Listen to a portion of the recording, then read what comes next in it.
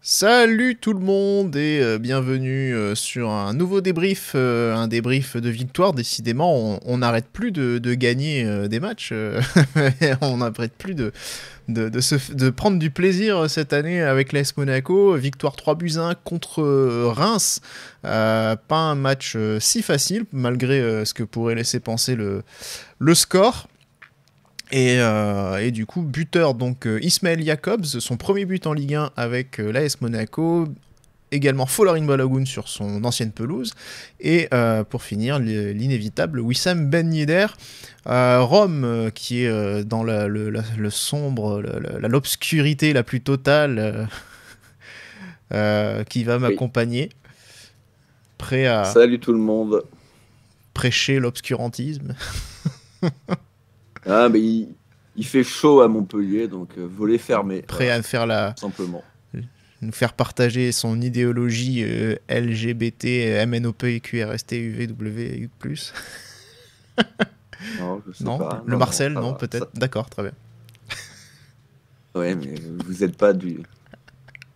Oui, c'est un monde que tu ne connais pas, mais moi je suis Non, habitué, je vois ah que des non, mecs désolé. comme ça tout le temps, hein. Bah, va à la salle, ça te fait du bien en plus.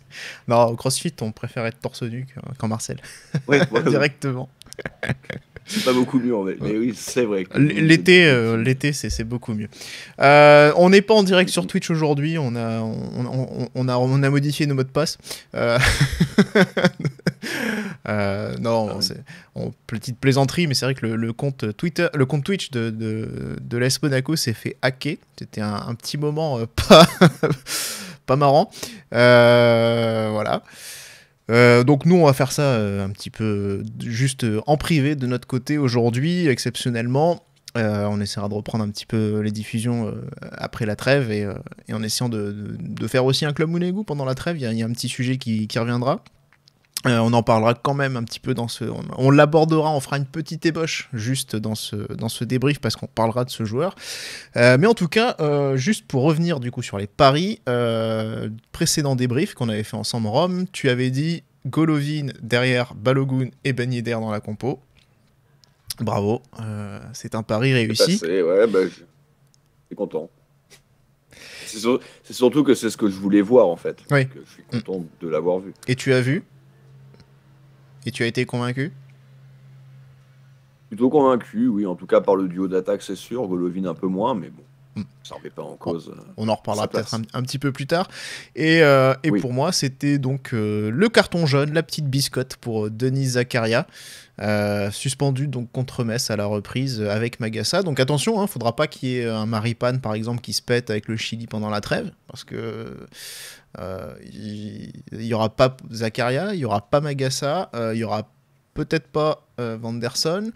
Donc il y aura encore un certain chantier encore en défense.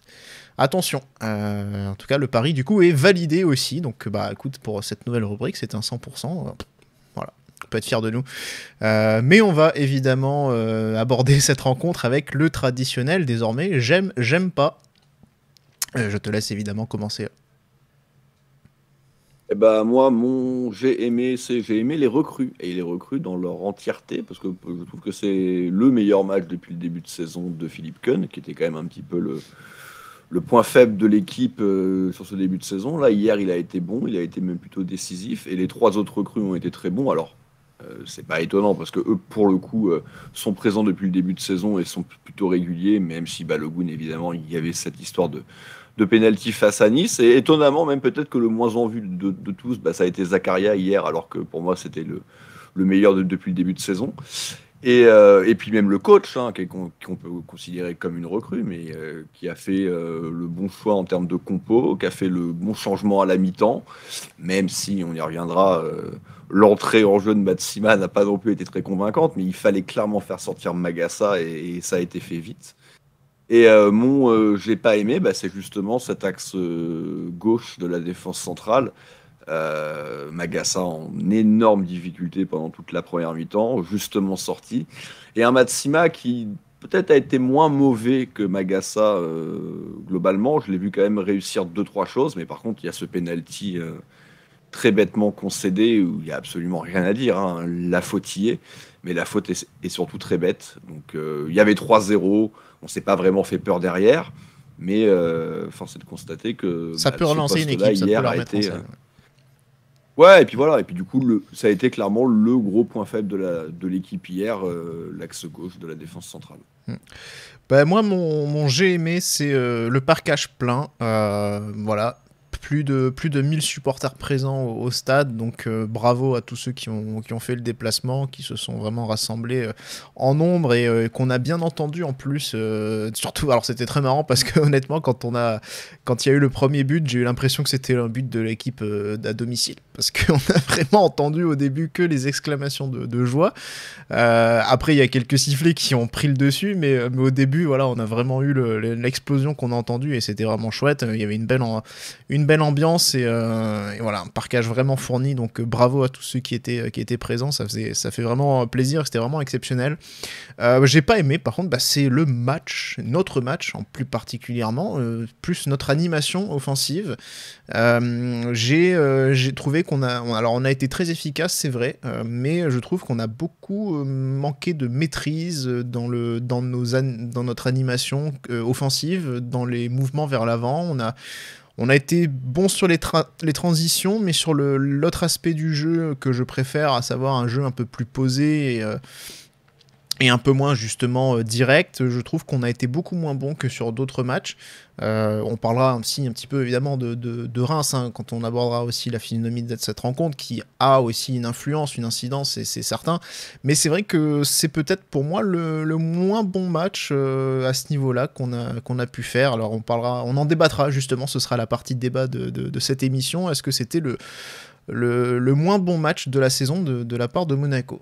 Je me doute que c'est peut-être un unpopular opinion, comme on dit. En tout cas, que je sois peut-être un peu à contre-courant de l'avis général. On va évidemment aborder la composition. Rome, tu en as justement un petit peu parlé, donc c'était ton pari, tu l'as dit. Golovin derrière Balogun et Ben Yedder, donc on retrouvait deux pointes, comme contre Marseille. Il y avait par contre surtout un gros changement, puisqu'on devait déplorer la blessure de Vanderson, touché au genou, au ménisque visiblement, donc absent. Et c'est Crépin Diatta qui s'est placé sur le côté droit et non pas un Wilfried Singo qui aurait peut-être pu être une autre option. Ouais, moi très clairement, j'aurais, en tout cas avant le match, préféré cette option. Après, quand tu vois et le match de Magassa et l'entrée de Matsima, ça peut aussi poser problème si tu pars sur le principe que tu fais rentrer Matsima. Après, moi, j'aime la solution, encore une fois, je vais le relire, hein, Zakaria derrière. Le souci, c'est que ça veut peut-être dire aussi Maripane sur le côté, enfin sur le côté, en tout cas légèrement excentré sur notre défense à 3. On sait qu'avec ses problèmes de vitesse, il est peut-être un peu plus à l'aise dans ce poste d'axial. Par contre, ça fait rentrer un Camara. Alors un Camara qui perd un petit peu sa place là dernièrement, mais qui est également rentré avec un énorme strap. Alors je suis pas convaincu qu'il soit vraiment à 100% Camara. Donc est arrivée la solution Diatta, qui on le verra, n'a pas été catastrophique, puisque Diatta a fait un match pour lui en tout cas, plutôt de bonne facture, et surtout il a eu le mérite de dynamiter le match en nous permettant d'ouvrir le score. Donc Ouais. rien que ça, c'est une bonne chose, quoi. Justement, ce premier but, peut-être on peut déjà directement en parler, puisque c'est la rubrique suivante, c'est magique. La transition est parfaite. Oui, oui. Tu l'as dit, Diatta qui dynamite un peu tout. C'est vrai qu'on l'a pas forcément beaucoup vu centrer, mais il y en a un qui l'a plutôt bien fait et qui a fait mouche. Mais c'est vrai j'ai trouvé qu'il a eu tendance à un peu plus tenter de provoquer balle au pied, et c'est ce qui s'est passé sur ce but. Il a trouvé un bon relais avec Ben Yedder, et ensuite il y a eu un petit peu de réussite sur la fin de l'action. Ouais, pour en revenir au centre, je crois qu'on finit à 13 centres et eux 38. Oui, sachant que dans le lot, je crois qu'il y en a 9 pour Jacobs. Ouais, voilà, qui est quand même un différentiel assez monumental. Maintenant, on sait, on n'a plus Caillot, même si encore, on va y revenir aussi, Jacobs a centré, et en l'occurrence, on a fait un sublime, qui aurait fait un caillot, mais c'est vrai que de l'autre côté, Vanderson est quand même plus à l'aise que Diatta dans l'exercice. Mais ouais, Diatta, qui déjà quelques instants avant avait réussi une très belle différence ballon au pied, mais derrière il avait raté une passe simple et avait cassé complètement la bonne dynamique qu'il avait mis en place.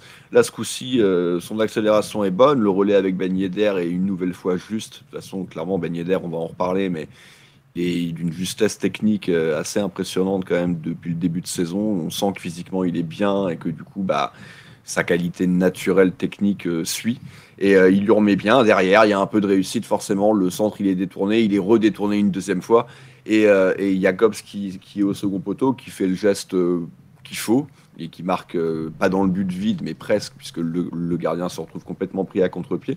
En tout cas, c'est quand même un petit peu l'action Camoulox, hein, parce que Diatta qui centre pour Jacobs buteur.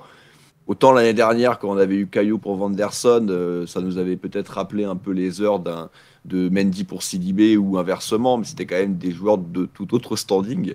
Là, Diatta pour Jacobs, je ne sais pas si c'était coté sur les paris de sport, mais la cote, elle devait être belle, hein, parce que c'était quand même assez improbable de voir un but avec l'un à la passe pour l'autre à la finition. Alors, moi je dirais c'est le Bielsa Ball, mais le latéral ou piston pour Oui. être piston. Mais, Oui, mais bon, il faut quand même qu'ils aient de la qualité, quoi. Tu vois, Jacobs, Diatta, alors, ils ont été bons hier, hein, mais bon, voilà, oui. quoi. Alors, je sais pas pour la cote d'un passeur pour l'autre buteur. Par contre, on a vu sur Twitter, hein, il y avait une très très Oui, belle j'ai pas cote pour regardé. Jacobs buteur. Donc Quoi, il y a 7-8? alors, faut que je te le retrouve, mais je vais te dire ça. Ah, bah, Mais je pensais que tu l'aurais en tête. non, je Je pensais l'avais que tu pas l'aurais en en tête, tête. mais parce que je voulais partager, mais du coup, attendez. Évidemment, c'est toujours quand on a besoin que les téléphones commencent à ramer. Tac, tac. Mais c'est Voilà. forcément Alors, une, la cote en tout cas, une belle cote, oui. alors, c'était sur Vas-y. BetClick, c'est Alexis Merlino. La cote était à 16,25 pour Jacobs buteur. Ah, tu vois, je la voyais 2 fois moins grande. Putain, Voilà. 16, ouais, d'accord. Ok. 16,25. Il a posé 25 balles. Il s'est fait 400 euros. Ah, c'est Ah, pas bravo. Adrien qui ferait des Ah, genres de bravo, paris comme bravo. ça. Hein. Bah, le problème, c'est que Adrien, il l'aurait cumulé Oui, avec la victoire du Real. Bon, voilà. en l'occurrence, le Real a gagné. Mais dans un scénario improbable, le Real aurait fait match nul et il aurait perdu ses 400 C'est euros ça, il parce qu'il aurait. est quand même un peu le problème d'Adrien. Ah, il fait des combinés foireux. C'est comme ça. Donc, en tout cas, donc tu l'as dit, ce but donc de Jacobs, peut-être un petit peu chanceux, donc avec le ballon dévié 2 fois par des défenseurs et moi. But qui intervient à la 42e minute, on est à la fin de la mi-temps et c'est ce qu'a dit à 18h et c'est vrai que je suis assez d'accord. Ce but il intervient sur un temps fort rémois et ça a fait beaucoup de bien à Monaco. Et c'est vrai que moi ma première réaction cette première période, c'est que quand Monaco ouvre le score, c'est de se dire que finalement c'est peut-être pas si mérité au vu de la physionomie de la rencontre. Non, non, moi je trouve qu'on est bien rentré dans le match, qu'on a fait 5 premières minutes pas mal, mais voilà, vraiment 5 minutes. Derrière, ça a été plutôt à sens unique, oui et non, parce que Reims n'a pas non plus archi dominé, n'a pas eu non plus 150 situations. Il y en a une très grosse vers la 10e minute où Keun fait la sortie et fait l'arrêt qu'il faut. Après, j'ai pas non plus en mémoire d'autres grosses situations, mais ils nous ont pressé haut, ils ont récupéré les ballons hauts. Nous, tu le disais, dans la qualité de l'animation, bah, c'est vrai qu'on a eu du mal à ressortir les ballons proprement. On a eu du mal à se projeter. Golovin, et pour le coup, ça a été pareil, ça a été modifié à la mi-temps, certainement par Hutter. Il jouait peut-être un petit peu trop haut et du coup était déconnecté du reste du milieu. Fofana, lui, était obligé d'être bas vu que les Rémois étaient quand même très offensifs et en tout cas très dans notre camp. Donc on avait du mal voilà, à trouver vraiment nos joueurs offensifs, à l'exception d'un Balogun qui, par quelques accélérations, par quelques bribes comme ça, a été quand même très intéressant, a mis en grande difficulté la défense rémoise. Mm. Le seul souci, c'est que l'arbitre avait décidé Oui. de ne sanctionner absolument aucune faute sur lui. Donc ça donnait rien au final, mais il aurait dû obtenir, sans déconner, au moins 7-8 coups francs hier. Ça aurait pu Et être, il en a eu peut-être un, quoi. ça aurait pu être dans un j'aime pas ça, la prestation Oui, c'est vrai. d'Hakim Ouais, mais Ben comme on Hadj. a gagné, bon. Oui, oui, oui, Comme on mais a gagné, tu oublies plus facilement. Mais oui, oui. oui, oui. Très clairement, la prestation n'a pas été bonne. Mais bon. Ouais. Bon, après, d'un côté, il a aussi été clément vis-à-vis de Magassa. On en reparlera quand il y a une grosse faute de Magassa aussi. Il n'a même pas eu de carton jaune. Donc bon, dans un sens comme dans l'autre, finalement, on s'en est bien tiré, j'ai envie de dire. Mais c'est vrai que oui, sur Balogun, c'était assez abusé. En tout cas, ce qu'il a montré, c'était vraiment très très intéressant. Et on va le voir, on va le revérifier encore en seconde période. Monaco va rentrer pour le coup tambour battant en seconde période. Alors Fofana dira qu'il y a eu un déclic. En première période, ils étaient très focalisés visiblement sur la statistique qui disait que Reims était l'équipe qui marquait le plus dans les 30 premières minutes, donc ils s'étaient vraiment appliqués à défendre et se sont pas vraiment projetés à fond sur leurs attaques. Là en revanche, il y a plus visiblement l'ouverture du score juste avant la mi-temps a un petit peu libéré tout le monde et a permis à Monaco de faire le break très très vite. Donc c'est Balogun qui a marqué sur un stade où il a déjà pas mal planté l'année dernière. Ouais, bah c'est vrai que c'est toujours impensif un peu de dire que marquer juste avant la mi-temps, psychologiquement, c'est les vases communicants. Toi, ça te fait du bien et l'équipe en face, ça leur met un peu la tête sous l'eau, surtout dans un scénario où les Rémois avaient plutôt dominé cette première mi-temps. Et ouais, bah, dès l'entame, Monaco qui rentre en plein dedans. Et puis un Fofana, moi j'aime bien quand il fait ça, même si pareil, ça avait été le débat il y a quelques semaines avec Flo. Mais moi je trouve que quand même il s'améliore de plus en plus dans ce rôle de 8-10 offensif. Il est capable de faire des bonnes choses. Et là, voilà, la projection est parfaite. Il décale bien Balogun. Et une nouvelle fois, il montre qu'il a quand même une frappe de balle d'une puissance assez intéressante parce qu'elle est déviée. Mais le problème, c'est qu'elle est tellement frappée fort de base que elle garde quand même pas mal de vitesse et le gardien se retrouve battu. J'aurais aimé savoir ce que ça aurait donné si ça n'avait pas été dévié, mais encore une fois, ça partait très fort. D'après Adrien, c'était pas cadré. Mais bon, je t'avoue que j'ai pas revu assez suffi. On a déjà fait ce débat, c'est vrai, en plus, là, avec l'arrêt de queue de la dernière fois. Là, le but, est-ce qu'il le prolonge lui ou... Oui, voilà. C'est vrai. Bon, je sais pas si du coup il faut faire confiance à l'œil de lynx d'Adrien. Mais là, je peux rien dire, je l'ai pas assez revu pour avoir un avis. En tout cas, voilà, tu dis la chevauchée fantastique de Fofana. Et le deuxième but, donc le break qui se fait à 27 secondes seulement après le coup d'envoi. Derrière, il y a une autre occasion en plus, l'occasion pour Balogun qu'il rate sur un centre de Golovin, un peu fort, ou je pense un peu trop sur lui, et je pense qu'il est surpris. Enfin, il a un moment d'hésitation où il doit pas savoir s'il contrôle ou s'il prend première intention. Du coup, ça donne une touche de balle et un contrôle trop long et qui finit par sortir. C'est dommage parce que c'était encore une situation dangereuse. Et enfin, le troisième but, celui qui va mettre tout le monde d'accord, qui va mettre Monaco à l'abri. Un but de Ben Yedder, tu en parlais justement tout à l'heure, sur une galette de Jacobs. Ouais, puis pour donner encore un petit peu de crédit à Diatta, s'il ne dit pas de conneries, c'est lui qui fait le tacle en repli qui permet de récupérer le ballon et qui derrière, il y a la continuité de l'action. Je ne sais plus qui y a entre lui et Zakaria, mais Zakaria au relais qui décale Jacobs. Et là, très clairement, on est sur une galette. Après, on est sur une défense qui vient d'en prendre deux en très peu de temps, même s'il y a eu la mi-temps, mais en temps de jeu en très peu de temps, il y avait aussi eu l'occasion de Balogun, donc ils sont clairement un petit peu dépassés. Et Ben Yedder se retrouve quand même étrangement tout seul à 5 mètres du but. Il n'a plus qu'à ajuster sa tête. Forcément, pour un joueur de sa qualité, là, c'est soit le gardien, soit sort un arrêt impossible, soit ça fait but. Et bon, forcément, là, ça fait but 3-0.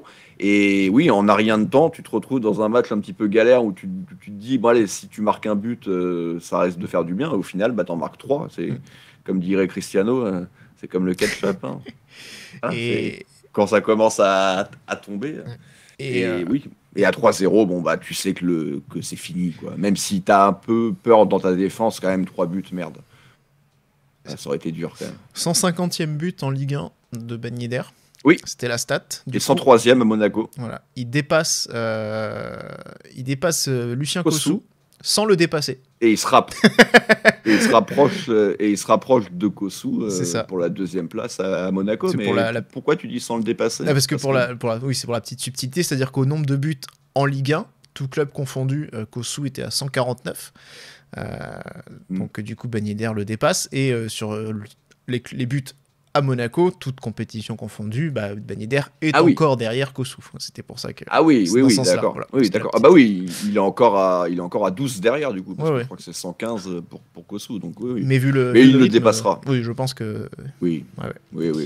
La question, c'est... la question est question sérieuse que je vous ai posée, que j'ai posée hier dans la conversation, c'est si en 2024, Ben Yedder soulève l'hexagone de champion, ça veut dire mur des légendes. Enfin, ça veut dire émission mur des légendes pour Ben Yedder.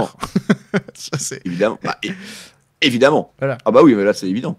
Après, évident. Mais même une Coupe de France, même une Coupe de France. Alors, oui. On le mettra peut-être pas, mais il rentrerait déjà dans le débat. C'est son seul gros défaut, c'est ça, c'est qu'il n'y a ni parcours européen ni titre. Et voilà.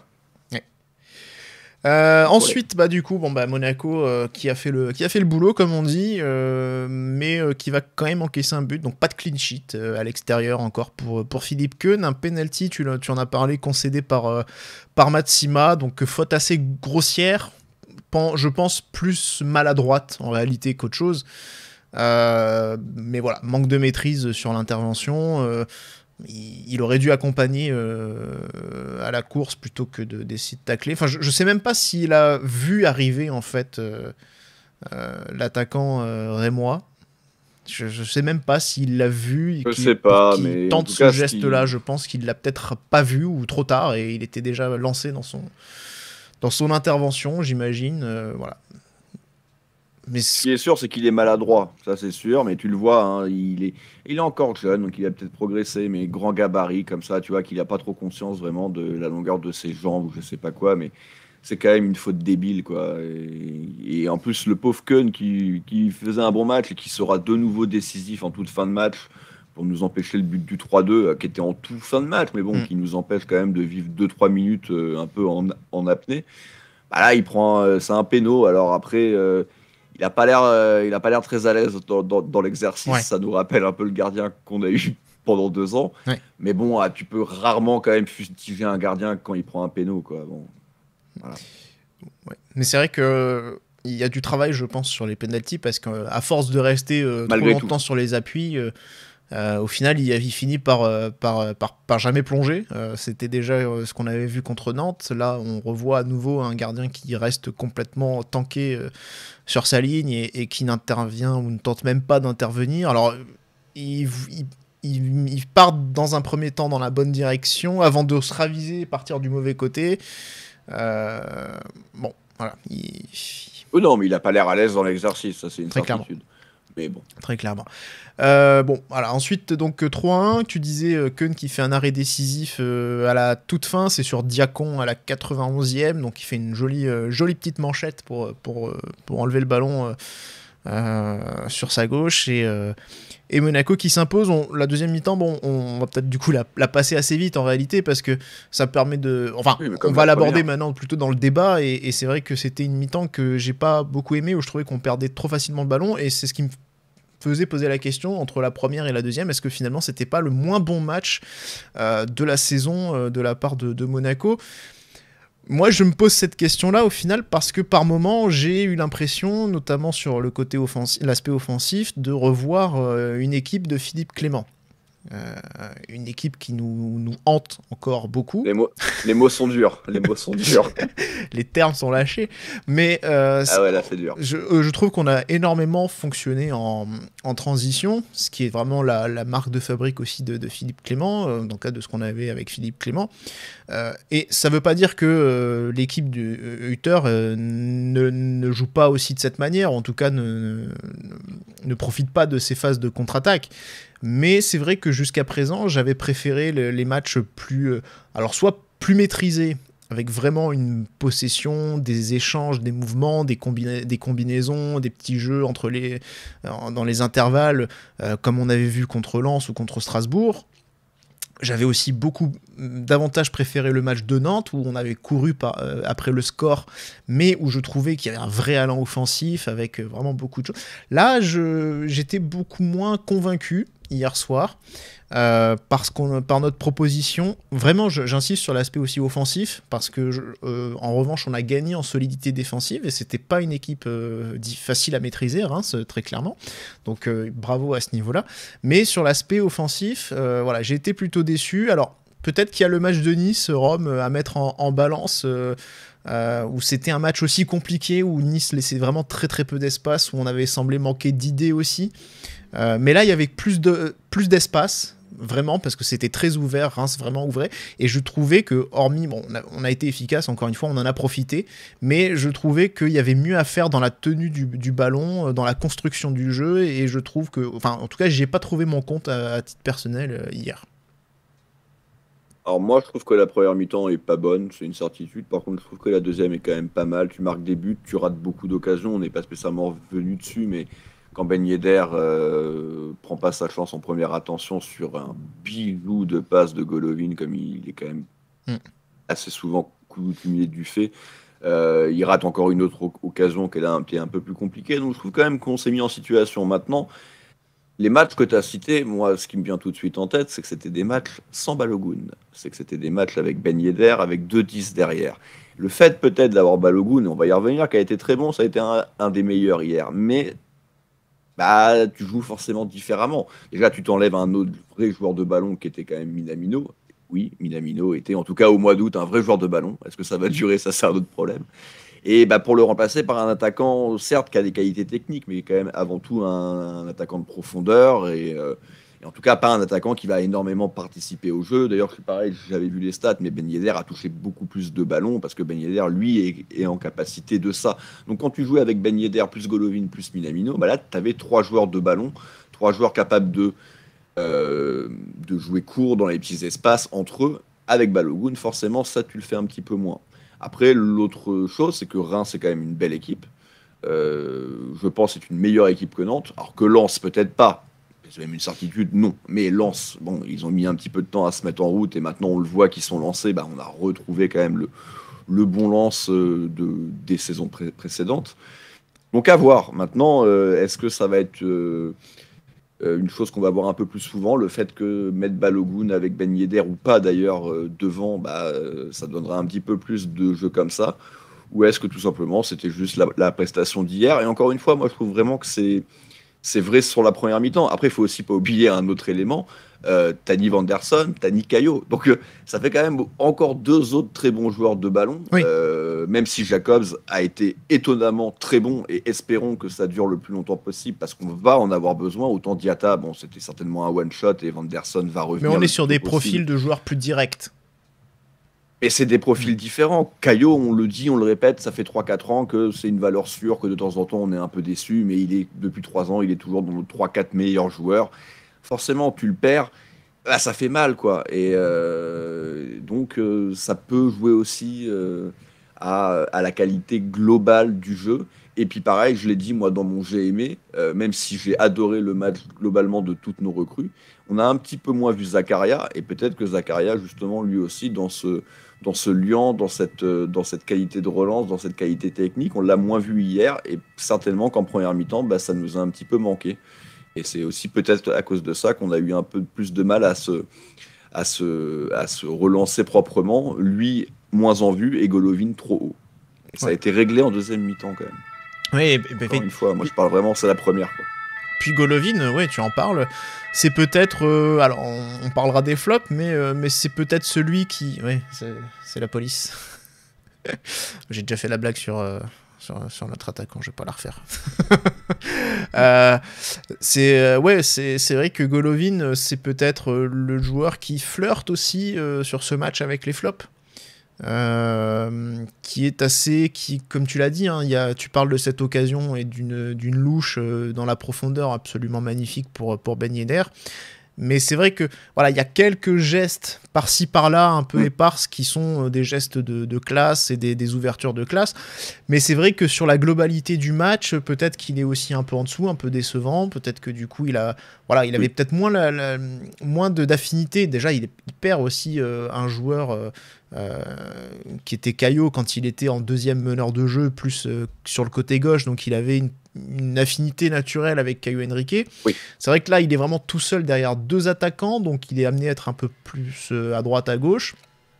Tu l'as dit, Jacobs, Diatta aussi, pareil. Diatta, c'est un joueur qui a tendance à jouer un peu plus direct aussi, hein, voilà, on l'a vu d'ailleurs, c'était pas forcément dans le jeu de passe qu'on a vu Diatta, on l'a plus vu sur des courses avec ballon, donc vraiment on a vu un ailier plus qu'un défenseur, je trouvais en tout cas hier, et c'est vrai que voilà, les combinaisons étaient moins bonnes. Alors ça tient effectivement peut-être aussi au profil des joueurs, comme tu le signalais à juste titre, et bon, c'est vrai que je trouve ça dommage. Moi j'aimais beaucoup le Monaco qu'on a vu sur les premiers matchs, et c'est vrai que j'espère, même si bon, on espère surtout quand même gagner des matchs, hein, et pourquoi pas rêver d'un bon classement à la fin, mais c'est vrai que j'espère quand même qu'on va pas trop aller sur ce type de jeu un peu plus direct qui, moi, me plaît moins. Je préfère garder un peu plus de maîtrise dans notre style. Donc voilà, on verra. Et ça dépend aussi, comme dit, hein, je pense, comme dit Uther, ça dépend des matchs, ça dépend des adversaires, ça dépend des blessures, ça dépend de tout un tas de choses qui font que on s'ajuste aussi avec ce qu'on a et ce qu'on a en face. Voilà, bon, on verra bien, évidemment. Là, on a la trêve, donc il n'y aura pas beaucoup de travail, malheureusement, puisque la plupart même seront absents. Ouais, on en a un paquet, ouais. On en a un paquet quand même, entre ceux qui sont blessés et ceux qui sont pas là. Voilà, donc bon, on verra bien, du coup, pour la prochaine rencontre. Hein, ce sera la réception de Metz, donc qui devrait normalement être, on va pas dire une formalité, mais qui devrait normalement ne pas être un problème pour Monaco, a priori, en tout cas vu la forme qu'affiche Monaco depuis le début de saison. Voilà. Et celle de Metz. Et celle de Metz, qui fait quelques bons matchs, mais bon, a priori, il y a quand même pas photo au niveau de la qualité entre les deux équipes. Donc on verra bien ce que ça va donner. On va donc du coup maintenant aborder les tops de cette rencontre. Alors, j'en ai quand même pas mal. Alors c'est marrant parce que autant collectivement je trouve que c'est pas une très grande rencontre de notre part, autant individuellement je trouve qu'il y a vraiment des individualités assez fortes qui se sont démarquées sur ce match. La première que j'ai envie de mettre en valeur déjà du coup c'est Philippe Keun. Parce que... pour toi c'est la première. D'accord, ok, oui. Du coup je te laisserai... Bon, j'aurais pas mis en... Ok, d'accord. Moi, pas mis en 1. Mais... Ah ok, moi je l'ai mis en premier du coup parce que je trouve que c'est enfin pour lui peut-être son premier match référence avec Monaco. Un premier match où il est décisif, il permet de... ça par contre oui. Voilà. Et donc ça pour moi, Cocorico. Enfin Cocorico non, pas du tout. Voilà. Non, il est pas... Donc tu l'as dit, hein, cette occasion à la 11e minute sur... c'est un des deux japonais là. Nakamura, non. Oui, Nakamura. Je pense que c'est lui vu la position parce que l'autre était vraiment sur le côté. C'est pas Ito, c'est l'autre, mais j'ai oublié son nom en fait. Je crois que c'est Nakamura. C'est Nakamura, c'est ça. Parce que du coup je pensais à Aya Nakamura et je me suis dit non attends, c'est pas ça du coup. Non, c'était pas. En tout cas, c'était pas elle, ça c'est sûr. Ouais. C'est bien, t'as des grandes références musicales, Damien. Je m'adapte à ce monde en déliquescence. Et vivre ou survivre. Donc ouais, cet arrêt cette manchette là du bras gauche déjà qui permet à Monaco de pas sombrer en début de match, parce qu'on rappelle aussi que les entames de match c'était quand même quelque chose qui était un vrai problème à Monaco. Donc ça permet de maintenir l'ASM dans le match. Cette manchette également à la toute fin dont on a déjà parlé, qui permet aussi de garder 2 buts d'avance et surtout d'éviter de se faire peur dans les dernières minutes du temps additionnel. Il y a de bonnes sorties aussi, de bonnes sorties aériennes sur corner notamment. J'ai souvenir à la 22e, il claque un ballon derrière lui. Alors qu'il y avait 2 Rémois qui arrivaient au second poteau. Donc c'est vrai que voilà, globalement ça a été un bon match de sa part, hormis le penalty où là il y a quand même vraiment du travail, mais c'est un bon match de sa part, c'est un match référence, donc voilà, peut-être que Keun a enfin lancé sa saison, son aventure avec Monaco. On verra, en tout cas on aura l'occasion dans un club Monégo pendant la trêve de faire un petit focus sur lui, sur son début de saison, parce qu'il y a quand même des choses à dire. Donc voilà, en espérant que ce match le lance vraiment, mais ce sera quand même l'occasion d'en débattre aussi un petit peu plus tard dans un club Mounegou. Bah, c'est vrai que ce match va lui faire du bien dans l'optique de cette émission. On partait quand même pour dire que c'était catastrophique. Là, il termine sur une bonne note, donc ça va forcément un petit peu permettre de diluer nuancer. le propos, même si il faut pas oublier ce qui s'est passé avant. Hein. Voilà. Toi, ton top, du coup, j'imagine que c'est Ismail Jacobs. Ouais, bah ouais.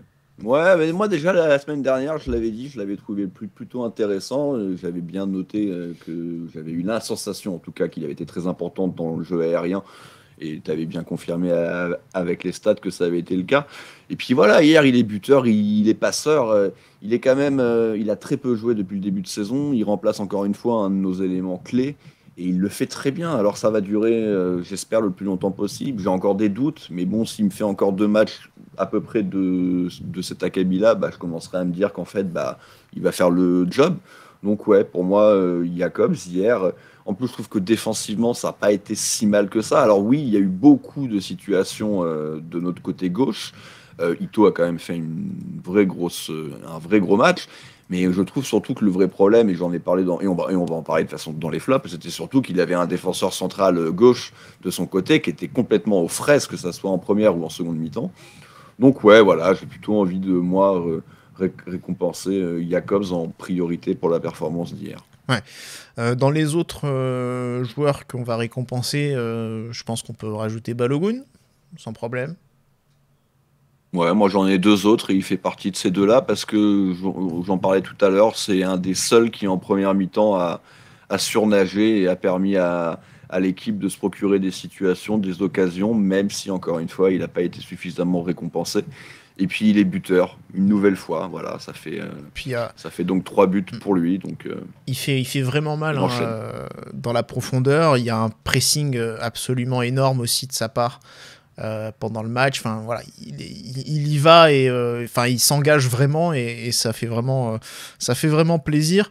Voilà, c'est un joueur que j'apprécie beaucoup. J'en ai jamais fait secret. En tout cas, j'étais très content de sa signature. Comme je rappelle que je l'ai mis meilleur buteur de la saison, donc. Bon là, ils sont repartis dos à dos avec Ben Yedder hier. Oui. Mais n'empêche, putain, s'il avait mis les 2 pénaux contre Nice. Mais voilà. Avec des si. Voilà.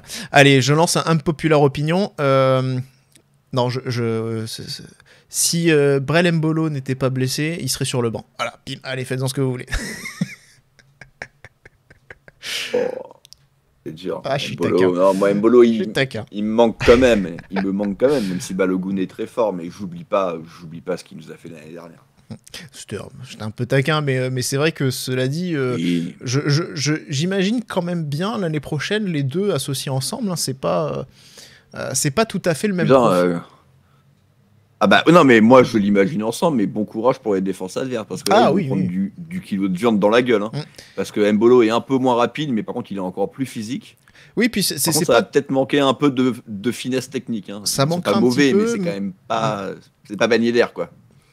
Après on verra s'il y a un bon joueur aussi derrière. Des ailiers techniques, enfin des pistons techniques. Enfin, on verra si on sera peut-être même plus dans le même système, si ça se trouve aussi. Pas...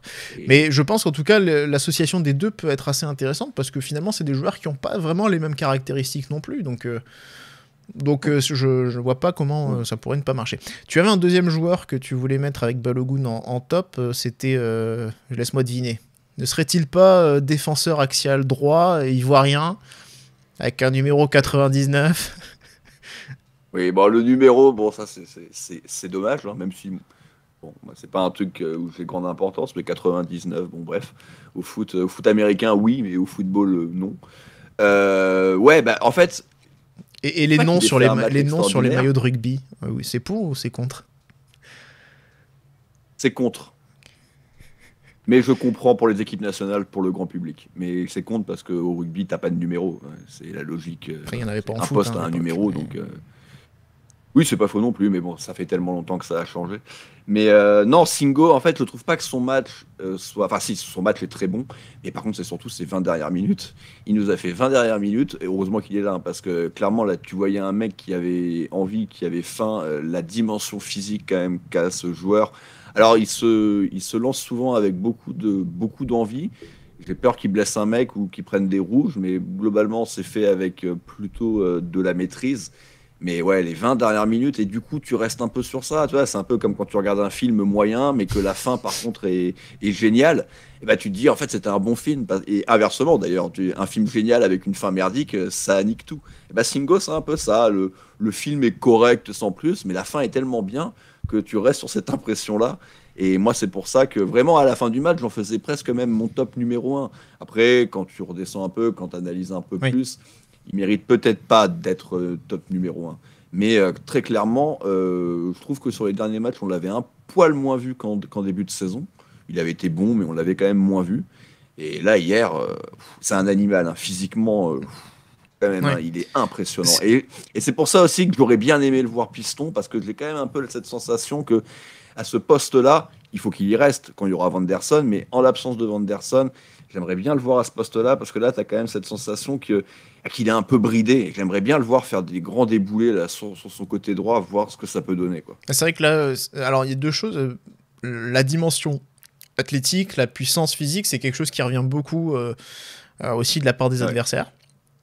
Donc très clairement, ouais, mais voilà, c'est quelque chose qui, je pense, qui impressionne assez. Et alors pas que pour Singo, je pense que c'est quelque chose de plus global. À mon avis, je pense qu'un oui, Zakaria ou même un Fofana qui a fait quelques courses où il est quand même passé un petit peu au chausse-pied avec les coudes et tout, mais qui en a imposé physiquement. Je pense que ça doit aussi un peu impressionner. Et la deuxième chose, du coup, je pense que pour Singo, c'est vrai qu'on aurait tendance à imaginer que c'était la solution naturelle de Vanderson en cas de blessure, mais j'imagine que avec voilà, ces blessures, cette défense à retravailler, je pense que Hutter ne voulait sans doute pas entre guillemets, avoir un autre réglage à oui, oui, faire, oui. chambouler tout finalement en le déplaçant. Il a préféré sans doute garder un peu de sécurité avec quelqu'un qui a déjà joué à ce poste-là à côté de Maripane, à côté de Magassa. Donc voilà, je pense qu'il voulait garder aussi, c'était logique pour garder des automatismes, je pense, défensivement, et c'est pour ça que même si je suis d'accord, on l'imagine évidemment comme la solution numéro une si jamais. Mais c'est vrai que comme on est très limité derrière dans l'axe A3, puisque Salissou n'est pas là, puisque Oui, bien sûr. Matsima on va parler, mais qui n'a pas joué depuis longtemps, voilà, on a quand même été contraint sur la moitié des matchs quasiment de faire redescendre à milieu de terrain Zakaria. Donc ça prouve aussi qu'il y a des limites à ce niveau-là quand même. Moi, Singo, j'ai lu beaucoup de gens pas comprendre les notes de 5 dans l'équipe. Nice Matin a mis la même note, voilà, en passant. Moi, j'ai mis 6, ce qui est la juste note, je pense. Les mecs qui sont déjà... je pense que Oui, non, mais je suis plutôt d'accord. Encore une fois, c'est vraiment sa fin de match, moi, qui m'a bien scotché, quoi. Mm. Voilà, c'est un peu le taulier qu'on. Alors, pour le coup, il a pas su le faire contre Lorient, mais voilà, il a permis qu'on soit pas ou peu en danger, que a eu à faire, pardon, un arrêt. Mais sinon, il s'est vraiment imposé. Et il a fait. Et en plus, techniquement, il est pas mauvais, quoi. Pour un grand gabarit comme ça, il ressort de temps en temps. T'as l'impression qu'il prend un risque fou.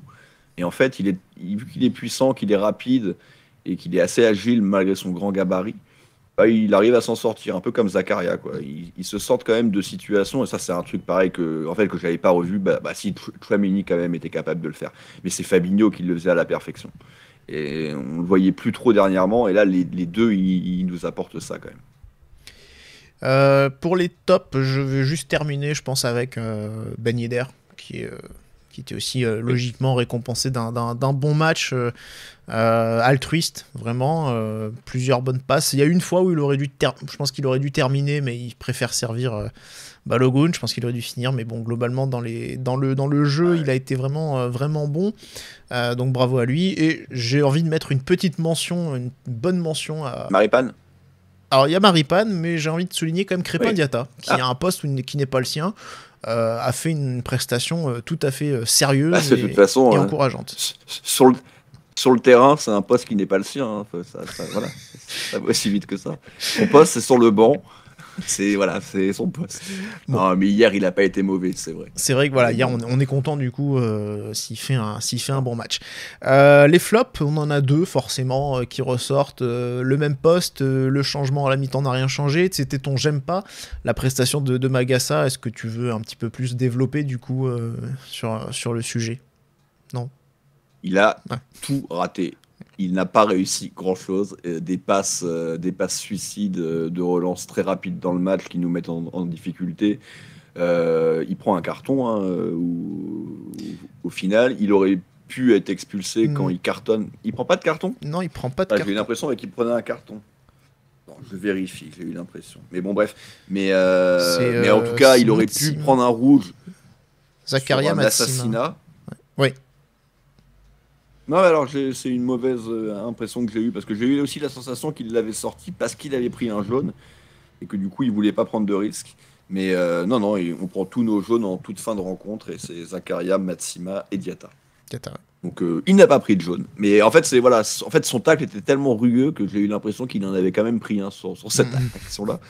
Mais donc voilà, il n'a pas été bon. Maintenant, c'est un jeune joueur. Il a quand même énormément enchaîné depuis le début de saison. Ça ne remet pas en cause le fait que moi, je l'aime bien et que j'ai envie de le revoir à ce poste-là et que de toute façon, son remplaçant, sauf si tu comptes Salissou, mais on verra quand il sera là.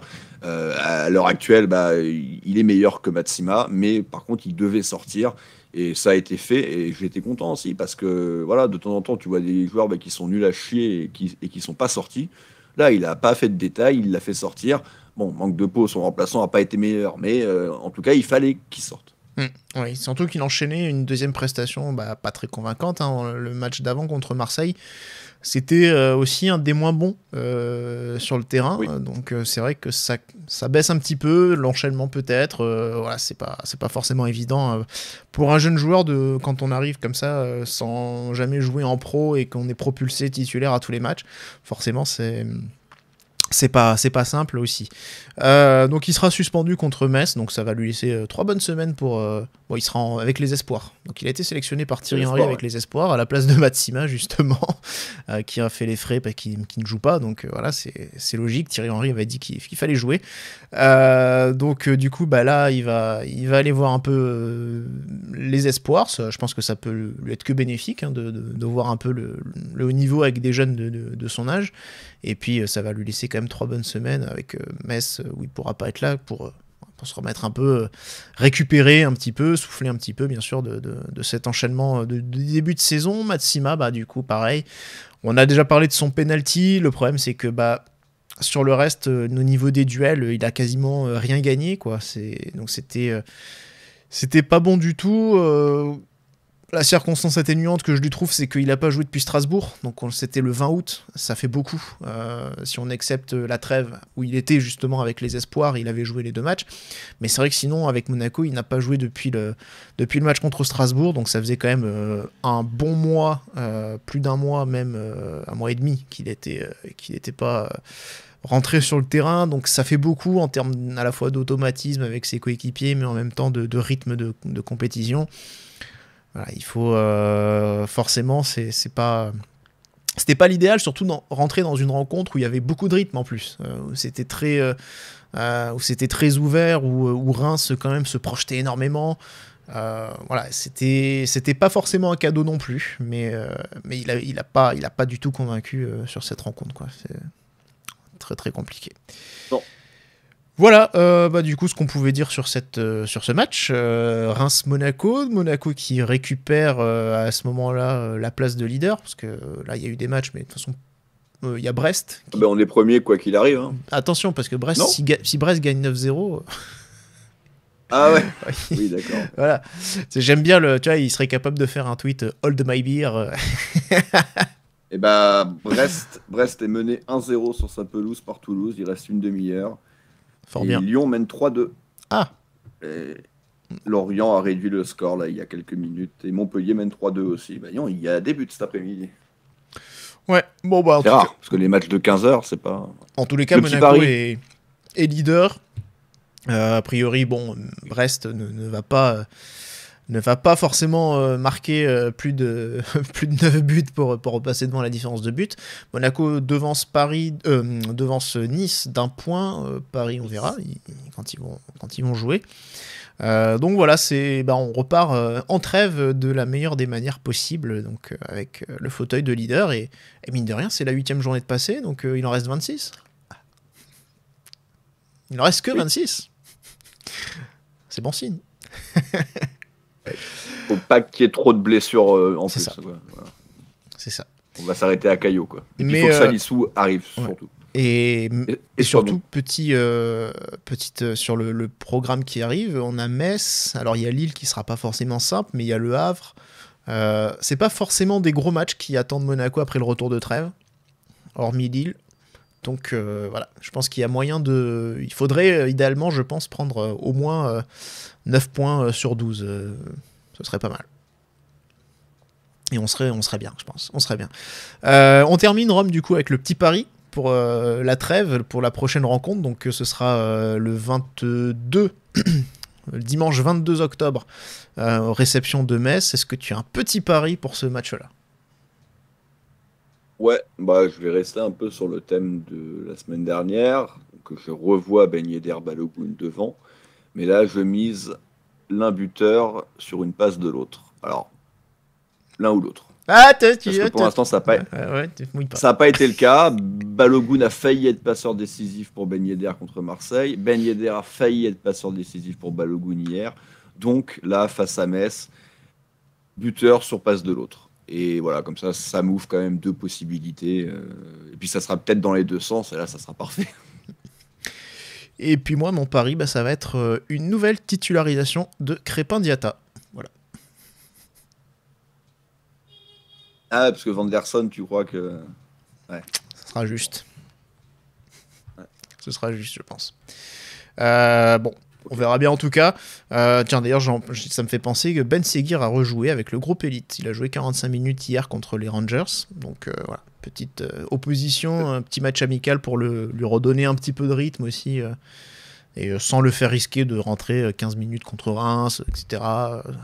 Voilà, donc c'était pas une mauvaise chose finalement. Il reviendra lui aussi après la trêve finalement, comme ce qui était convenu. On avait un petit doute finalement, parce que Hutter avait dit avant le match, il est prêt à jouer, enfin tous les offensifs sont prêts à jouer, Minamino aussi, etc.